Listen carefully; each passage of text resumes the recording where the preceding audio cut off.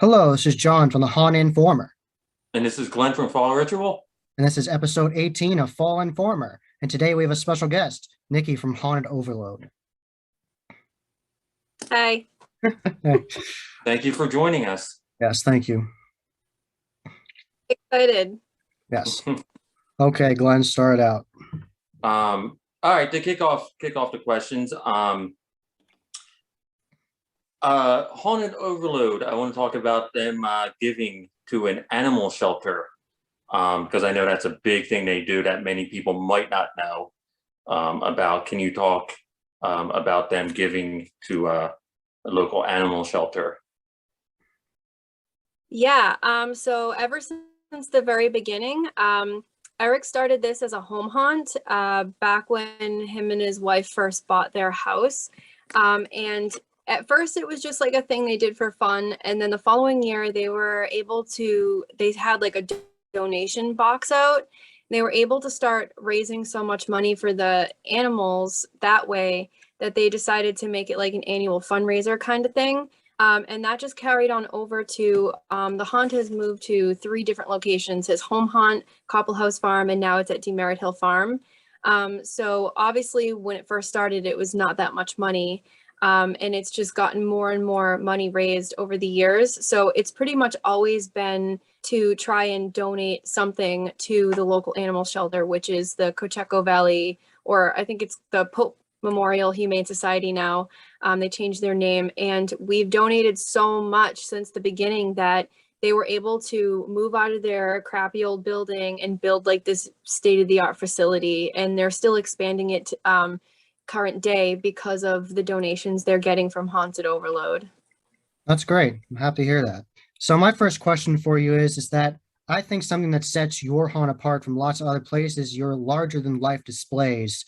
And I wanted to ask you what your favorite large display at Haunted Overload is. Well, it's not there anymore. Oh no. Um, yeah. So with my first time ever going, one of my favorite things was when you first walked in, like you weren't even in the haunt yet, and there was like a field of reapers, and a lot of them were probably around like 10 to 12 feet. And then there was a really big one. I think Eric said officially he was 25 feet. He since came down. That was like my first real project for like tearing stuff up down and rebuilding. We have moved the Reapers to the new queue line where you wait, and we built one to look like it was as big as him, but it's not him. And then the other one that I loved was the big pumpkin man. He was like 50 feet high. He wasn't supposed to be that big. Usually he'll build models to scale before he like builds these monsters. And there was like a little hill that wasn't accounted for, and he just kept going higher, higher, higher. Because he was so tall and the spot where he was, it was too dangerous to really dress him and make him fully look as good as Eric wanted him to look. So he lasted several seasons and he finally came down. But we have replaced him with 3 less tall monsters. They're still like ridiculously tall. But he was my favorite. You could see him from like, peeking through the trees, from the outside of the haunt. It was just adorable. Besides that, the other monster I liked, he actually came down. It's really sad. He actually came down at the end of this last season. He was the cactus skull. I got to see him lit for one season, which was really cool. But we're going to build a brand new monster in his place, and that will probably be a new favorite of mine. So what happens is these things are exposed to the weather because we are an outdoor haunt. And when it starts to become dangerous to us and the patrons, it's time to take them down. Especially if it's, getting dangerous to maintain them, that's a problem too. But it's nice because that keeps people coming back to see what's new. But things usually last several seasons before he goes and does anything drastic like that. Cool. So I say here, I have enjoyed seeing the behind the scenes of your haunt on social media. I love how much you show. It's amazing. It's definitely one of my favorite Instagrams to follow because you guys share so much. It's just amazing how much you show. It's obvious Eric loves TikTok, and you're always working on something new, something amazing. And I wanted to ask, how many scenes do you update or change every year? That really depends on like the stability of the structures. he definitely likes to change the direction of the trail a little bit, and we like to add stuff a little bit. And a lot of it is like fine tuning things that are already there, or repairing things like, you know, the mansion floor needed repairs last season, things like that. He said, I've only been here for 2 seasons. I've seen a lot, but there's still so much that I haven't seen. So last season we did a lot of changes, and he said it's the most we've done in a while. So he'll try to make big changes and like not really mess with it too much for a few seasons, and then make more big changes. So like last year there was a lot. We added a whole, or not last year, like 2021, we added a lot. We added a whole new queue line with brand new reapers. I rearranged the body bags with Eric. We worked on those for what felt like my whole life. But then this year we completely redid Pumpkin Alley. We changed where the line was. We changed the pumpkin monsters. Like we changed so much. So I guess it depends on like the level of the project and like how much work is involved. Sometimes we're working on projects, like right now we're going to be in Eric's basement. He has a workshop, and we're doing like the very tedious stuff we don't have time to do while we're there physically when the weather is nice. So we're still working on projects. Like for example, the Devil's Den is a brand new scene. That was an enormous project, and it took up most of the summer. And my job last winter was to customize the skeletons with Eric. So, I mean, realistically, that was like the whole entire year was taken up dealing with those skeletons and then setting them up in the Devil's Den. For this season, our projects are pretty big. Like we have that new monster taking the place of the cactus skull and things like that. But we are building one of our hillbilly guys. His name's Biscuit. He's amazing. We are building him his own little house now. We're redoing the cornfield, things like that. It's a big project, but it's not like the Devil's Den. So it really just depends on like what's on his, like, there's like a little map in Eric's head, and he's like, oh, we won't do that much this year. We're going to only do A, B, and C. And then by the end of the month, it's like A, B, C, D, E, F, G, H, I, J, K. And, you know, the list just, there's no, keeps going. But that's what's so great about it, you know, is there's always something new and there's always something to do. And there's just so much work. And that's why people come. So. Cool. Happy to hear this so much. Awesome. How many pumpkins do you go through in a season? Because you do use real pumpkins in a lot of scenes, right? How many pumpkins do you actually go through in a season? So before we redid Pumpkin Alley, it was just under 100 pumpkins a week we would carve. So we're not allowed to have lit pumpkins inside the haunt for fire hazard. So we can only have them in Pumpkin Alley, and the scarecrows out in the front in the queue line have their own custom, like big giant pumpkins. We get huge pumpkins for them. They're hand carved and lit for real. And Eric has to climb a ladder before, you know, the beginning of each week to put them on. So much work. But now that the Pumpkin Alley is bigger because we expanded it, it's well over 100 pumpkins a week. And we had a really warm fall, and so they were just melting. And so we needed to order more and more and more and carve more and more, because we have to replace them a lot faster than before because it's too warm and too wet. And once it rains, if it's not cold out, they're just like piles of mush. So it's a lot of pumpkins. Wow. That's amazing. But that's what sets Haunted Overload apart. I mean, that's why people go to Haunted Overload. I mean, that's unbelievable that you go through that many pumpkins, but you know. Wow. We even have we have a whole separate crew of people that come in. Some of them are actors, but some of them just come in to carve pumpkins, and like they're doing that, you know, Wednesday, Thursday, Friday, or sometimes Tuesday, Wednesday, Thursday, leading up to the week prior, because they just enjoy carving pumpkins. And sometimes if we can, we pitch in too, because, you know, everyone has a regular job. So there's a lot of helping hands. And the cool thing about the animal shelter too, that I forgot to mention, is a lot of the people from the shelter will come and carve pumpkins. They'll come and do our parking for us during the season. And they come and volunteer in different ways. So everyone is like very hand in hand. That's great. That's a great relationship. I'm happy about that. And let me see. So going with the theme of this question, I actually have my Ghostride Productions shirt on to go with this question. So my question, I actually got to talk to Michael of Ghostride Productions years ago at a Midwest Harness Convention 2019, and he talks very highly of your haunt, and he really likes how you use his products at your haunt. And I wanted to ask, what do you think is the most unique use of a Ghostride product at your haunt? Well, I believe his wife was body cast, and her mannequin's name is Mindy, and Mindy is one of the most iconic parts of our body bag scene. I got to rewrap Mindy. She was wearing like blue shorts, and Eric was like, blue doesn't go with this scene. So I rewrapped her to look like halfway a body bag so that I wasn't totally covering like the arms, and she's like all tucked in and curled under. It's funny because she actually looks like one of our haunt actors, like with the blonde hair. So it's amazing because we have her on the table like all roped up, and like we nail the ropes down so like people can't steal her.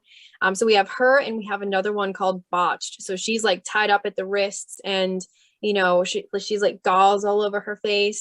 Those are my two favorites that we have from them. They come through, and it's essentially like if he comes through with his wife, she gets to see her own replica like hanging out on the table in the body bag scene. That's my favorite one. It's one of the most realistic looking ones. Like even in photographs, when people come to the day walk and they photograph her, like we have like real photographers come through and take amazing photos of it, and it looks real even in the daytime. So that's my favorite one, and I would say that's one of the more unique. We also had some like hanging around in like their normal clothes that like we buy them with.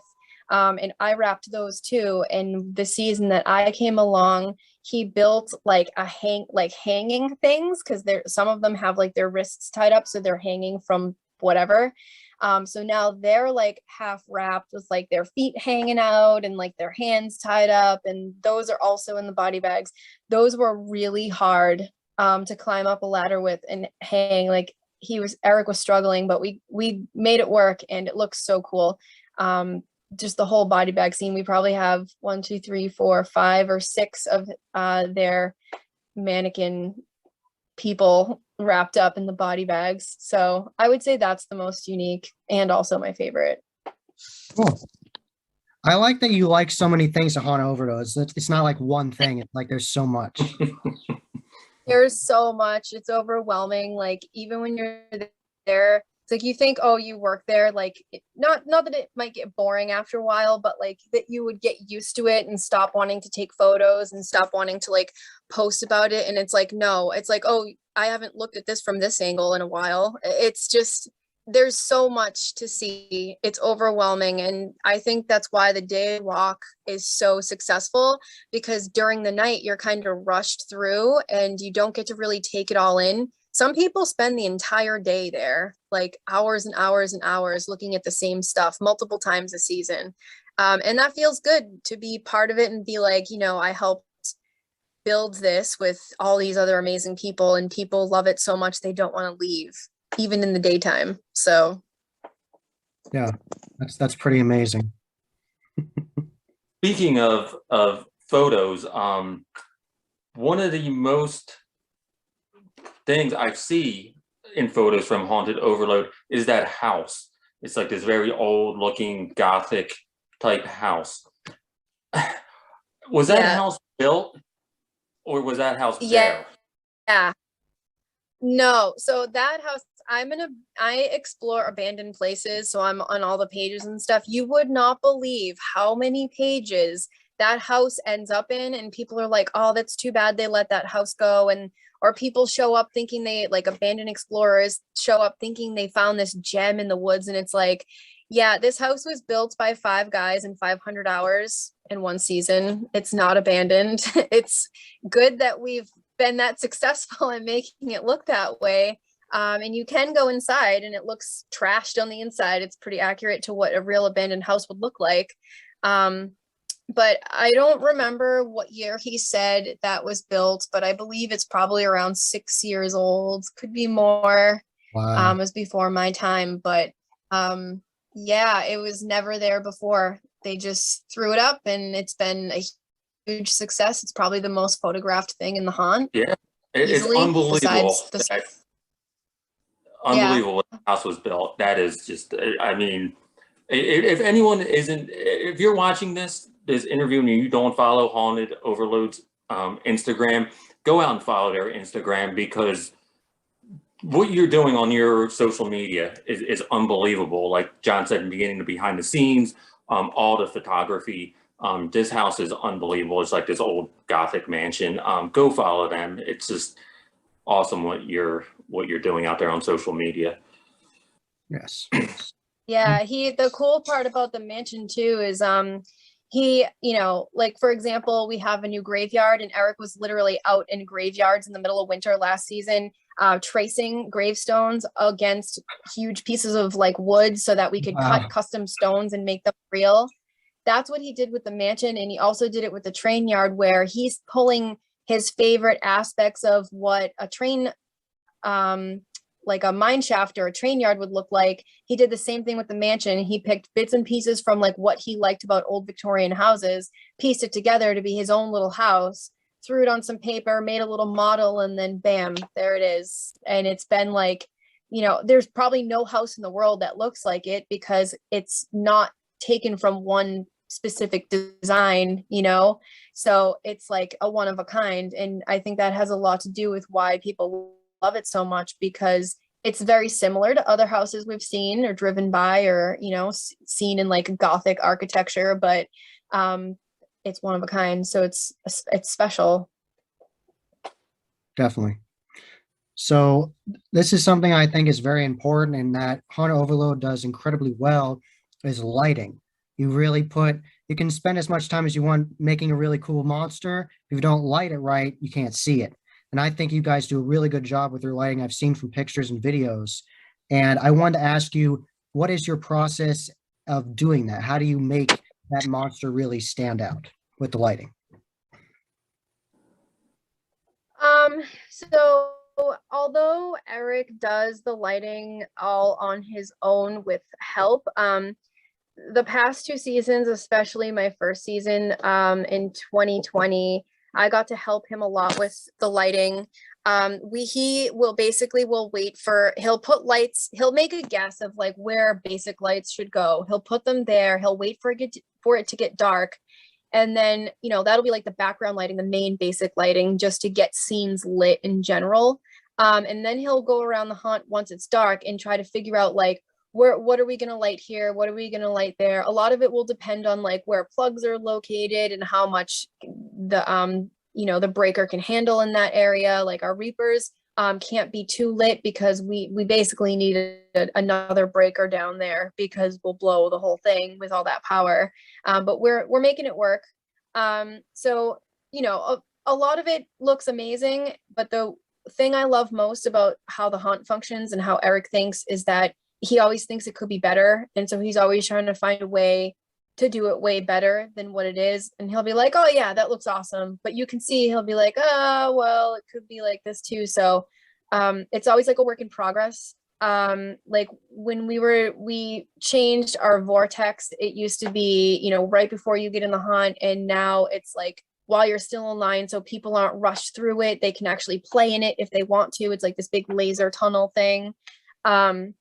So the way he lit the vortex was different, because it was the old crematorium. So it looks like this big monster mouth. So you want to see the mouth. So we had to light the eyes from the inside. And then he's trying to light from the sides to make it look right. And then like the green light through the mouth. And then even backlit from Pumpkin Alley. So there's so many angles you have to think about. And we have like a billion lights. So when we clean up, I think there was a total of 8 boxes of lights, and that's probably not even all of them. Just cleaning up and organizing and putting certain, like we have the black lights, we have the big lights, the tiny lights, the medium middle ground lights. But then there's other scenes like the body bags. He doesn't want it to be super lit. He wants it to be like gross and terrifying. So it's only lit by the scenes around it that are lit enough that you can sort of see where you're going, but you can't see what's what and who's who kind of thing. So there's a few scenes lit like that. But then we have things like, the church, we backlit like the walls in there. We like upgraded it, did all this new lighting in there. Tyla is our demonic nun. She has like a little pedal she can step on that lights the back of her, and like fog comes out, and it's just like each thing I feel like gets an upgrade each year. There's like a new pin light, or there's, you know, lights stationed in different areas. Like we have the castle, which is in Pumpkin Alley. That's usually lit purple. This past season, it was lit like a teal color, and it had like red and orange lights in the windows. That's new. He's never done that before. And it just like made a huge difference, made it look so unique compared to what everyone's used to seeing all the previous years. So he's really good at matching colors and figuring out where to put the light to make it look more dramatic. And he'll explain that too. Like when you're helping him light, he'll be like, you know, for example, if you put it over here, but then you put it up here, it's more dramatic. If you put it up here and the whole thing is lit. So it's all like, you know, the dynamic of where you want the light to sit. So it was very interesting. I didn't get to be as hands-on with helping him light this year, this past year. But the first season we were like out in the freezing cold, putting gels on things, couldn't find our fingers, was losing the scissors every 10 seconds because it's pitch black out. Like it was a total mess, but it was so fun. But I think more about it now because, you know, we went, you know, when you go to other haunts and you're like, you don't think you know as much as you do until you go to another one and you're like, oh man, if that was lit from here. And I'm like, who do I think I am? Like the lighting expert? But it's just like you start to learn things and you're like, oh, if they put the light here, that would be amazing, you know? So, but yeah, he's the mastermind. Like, I don't even know if he could explain how he, you know, I think he just envisions how he thinks it should look. And then he messes with lights for hours. You know, sometimes he'll be like, oh, can you just help me with the lights? It's only going to take like 10 minutes. And then we're there for 2 hours. Because it's never that easy. It's always a very involved project, but that's why it's amazing. So Definitely. Nice. Cool. Talk a little about the daytime tours, because I know you guys do daytime tours out there, which I think you might be the only haunt that actually do some type of daytime tours where you can go through it, like you said, take pictures, stuff like that. How did that come about, and what do you get with that experience? Well, all the building that we do and all the detail that we put into things, we do that for the day walk, because you obviously can't see all of that detail at night. So the day walk is supposed to be geared towards people who are like maybe not into the haunted house thing and too scared to come at night. Some people are still too scared to come in the day.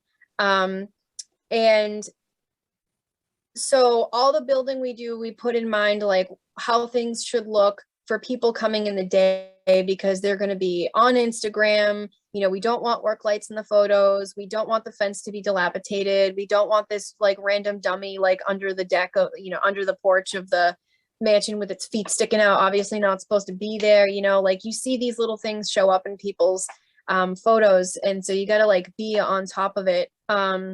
But the day walk really saved us this past season, because obviously, I mean, the last 2 seasons really, because we obviously had to like reduce capacity for COVID reasons. And we thought that was going to like, you know, take a big hit on like what we would be able to offer the shelter and donations. But so many people came to the day walk. We were having over 1,000 people a day, some days. And they come from 10 to 4. So it's obviously spread out. But the day walk is the least expensive. So it's like very cheap for people who want to just like come and hang out for the day and see cool stuff. And then that held us over and made it so that we were still raising almost the same amount of money, if not more, last season for the shelter, because so many people want to come in the daytime and it's family friendly. You know, some little kids are maybe too little to be coming at night. I can't even tell you how many kids I escorted out, you know, me and this other guy, he does our security. His name is Sean. He's amazing. He will escort people out, you know, if they still want to go through, but he has a light to warn actors, like no scaring, like these kids are very scared. I had to do the same. So some people come and they don't realize, they think it's just like a 10-second haunted house with the just like, "Ooh, I see you," and it's like, yeah, sometimes you do see us. Sometimes scares get a little ruined because they saw us jump out for the person in front of them. But everyone has different levels of what scares them. And so, for those who don't want to even mess with that and come at night, they can just come to the day walk. We also have Fright Night Light, which is like exact same as a regular haunt night, but no actors. So there's no one scaring you. You just want to see it lit with the sounds. Great. Like you can come do that. No one's going to scare you unless like it's the person you're with. Which you do see a lot of. You see that in the daytime too, like dads like hiding behind doors and stuff is so funny. But some people are still scared to come to the Fright Night Light, and the day walk is for them. So I don't know of any other haunts that do a daytime thing like that. And I think it definitely does help set us apart from other haunts because it's basically a movie set. It's a giant movie set. I think it's 5 acres of land, and the trail is over a mile long now, and they're movie quality sets basically that we're building. And they don't really come down unless they're a problem, like I said before. So they're only getting better each season because we're chipping away at making them more refined each year. And so it's like a staple in all the horror people's like October festivities. They're like, oh, we have to go take Instagram pictures at Haunted Overload during the day. And like, so we'll order tons of corn stalks too, and the corn stalks make it look all festive. And Pumpkin Alley and the mansion are the most photographed things, day walk or otherwise. So I'm not sure when he started doing the day walk thing. I assume I've actually never asked him. One of the very few things I've never thought of asking him before. But when he started as a home haunt, I think I remember him saying people would come by and like see it in the daytime because he had like these big scarecrows and stuff. And then obviously they would come at night for trick or treating and stuff like that. So I'm sure he got the idea from that. And I think my first year I came for the nighttime. It was literally the last night. We were late. We were the last people in line. Almost didn't make it. And then the very next day I went to the day walk, and I had like a hard time picking which one I liked better. And we probably spent 4 hours there at the day Wow. walk in the freezing cold. Didn't matter. We have stuff to see. The cold didn't matter. So Cool. I want to talk about how did you get into getting into haunts and the whole haunt industry? Like, when did that start for you? So, I mean, I've always loved Halloween, and as I've grown up, I find that Halloween is less celebrated each year. And I remember the first time when I was like, am I too old to trick or treat? I actually don't know, but I felt too old to be doing it. And so I would just give out candy, and it was so sad to me. Like, I remember there was years where you couldn't even drive down my street. There was just kids everywhere. There was no parents. Like, it was insanity. Halloween was insanity. And now it's like people just, they don't care, or they're scared, or whatever it is. And it was so sad to me. It was like, is this just growing up, like everything you love dies and goes away? So anyway, you celebrate spooky things any way that you can in regular life. And then when my friends first brought me to Haunted Overload, I was like, oh my God, this is where like all of it went. This is like Halloween Town. And like in my head the whole time, I was like, how do I become a part of this? I can't just walk away from this and not be involved. Like, this needs to be my whole life. And I'm thinking in my head, like, oh, they probably don't need the help. They probably have enough people, blah, blah, blah. And I was like, you know what? I'm just going to send them a message. And I did. And Eric was like, I wanted to do a photo shoot there because sometimes I model. So he was like, oh my God, yeah, come do a shoot, whatever, this and that. And he was so generous. I was like, well, I feel like I need to give back. Like, if you ever need help doing whatever, like, I I'm not afraid to get dirty. If you need me to do whatever, I'll do it.